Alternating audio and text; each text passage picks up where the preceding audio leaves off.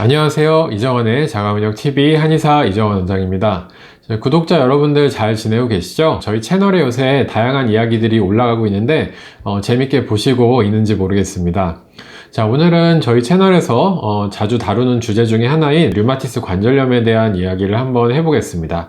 자, 오늘의 주제는 통증과 염증에 대한 것인데요. 제가 환자분들이랑 진료를 하다 보면은 환자분들이 궁금해 하시는 내용들이 있습니다. 원장님, 저는 이번에 병원에서 검사했는데 염증 수치는 좀 낮아졌다고 하네요. 근데 통증은 왜 그대로일까요? 이렇게 물어보시는 경우도 있고요. 염증 수치는 지금 높은 상태거나 혹은 높아졌는데 왜 통증은 점점 줄어드는 것일까요? 이렇게 이야기를 하시는 경우들도 또 볼 수가 있습니다. 자, 그래서 결국에는 이야기의 핵심이 뭐냐면 통증과 염증이 왜 비례하지 않는가? 이 부분에 대한 이야기라고 할 수가 있겠습니다. 그래서 오늘 거기에 대해서 여러분들께 말씀을 드려보려고 하는데요.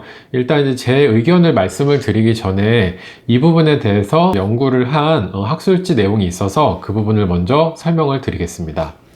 자, 2016년에 Current Rheumatoid Reports라는 학술지에 실린 Non-Inflammatory Causes of Pain in Patients in Rheumatoid Arthritis. 제목의 의미가 뭐냐면은 염증이 아닌 통증의 원인들, 류마티스 관절염 환자분들에게 생기는 통증 중에서 염증이 아닌 것의 원인들, 여기에 대해서 밝혀놓은 연구 논문이 있습니다.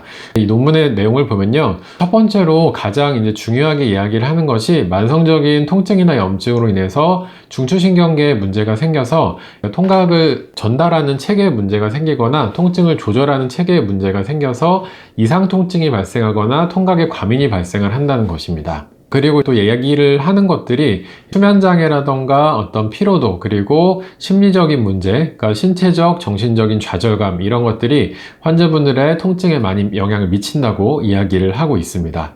그래서 이 논문에서는 무조건적으로 진통제나 면역억제제에 의존하기보다는 통증을 관리하는 데 있어서요, 그것보다는 다른 방법들을 대체적으로 찾아보는 것도 필요하다, 이렇게 결론을 짓고 있습니다. 제가 임상을 해보게 되면은 이 논문의 내용처럼 반드시 이제 염증으로 인해서만 류마티스 관절염 환자분들의 통증이 발생하진 않습니다.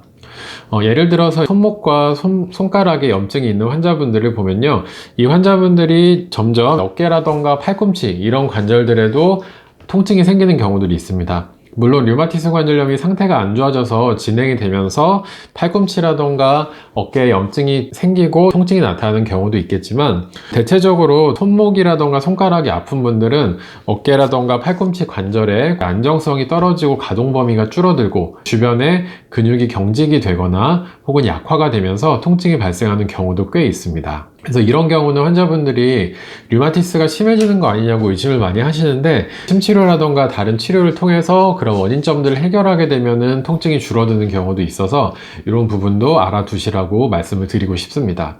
자, 그리고 논문에서 이야기한 대로 피로도와 수면 상태도 통증에 굉장히 영향을 많이 주게 됩니다.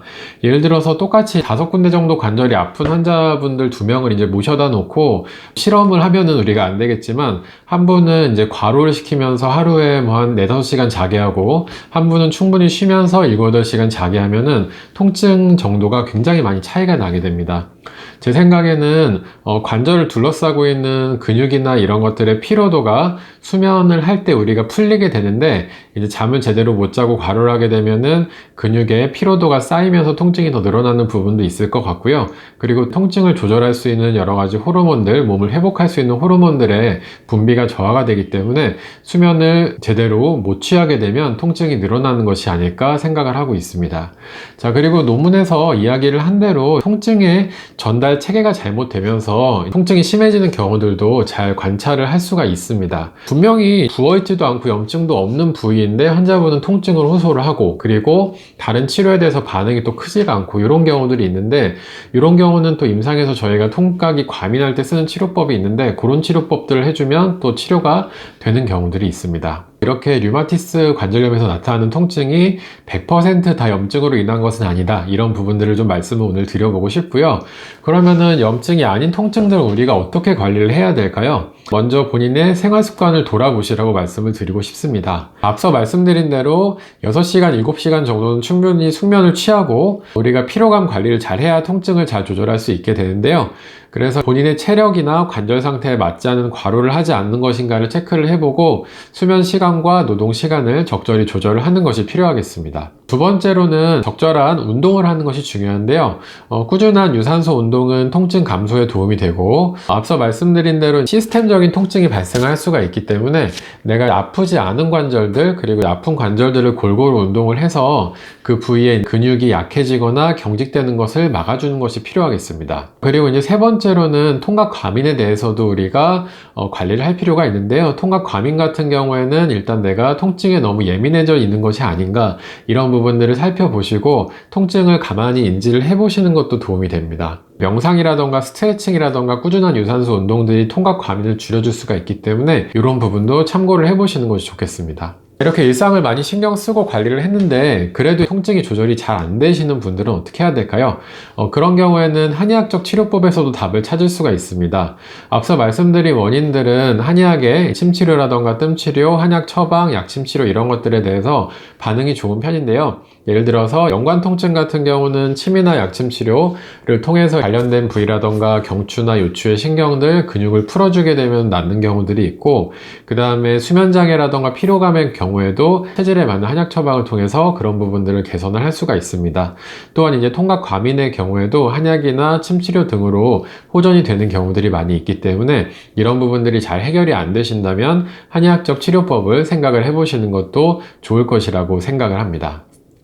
자, 오늘은 이렇게 류마티스의 통증과 염증에 대해서 말씀을 드려보았는데요. 마지막으로 요약해서 말씀을 드리자면 류마티스 관절염 환자분들에게 나타나는 통증이 100% 다 관절의 염증으로 인한 것이라기보다 다양한 원인으로 발생을 하므로 이제 염증을 조절하는 것도 중요하지만 우리가 전반적인 건강 상태를 향상시켜서 통증을 잘 조절하는 것이 중요하다. 이렇게 말씀을 드리고 싶습니다. 자, 이정원의 자가면역TV 오늘은 류마티스 관절염에 대한 이야기를 좀 해보았고요. 다음에도 더 좋은 주제로 찾아뵙도록 하겠습니다. 항상 구독과 좋아요 눌러주시는 분들 감사드립니다.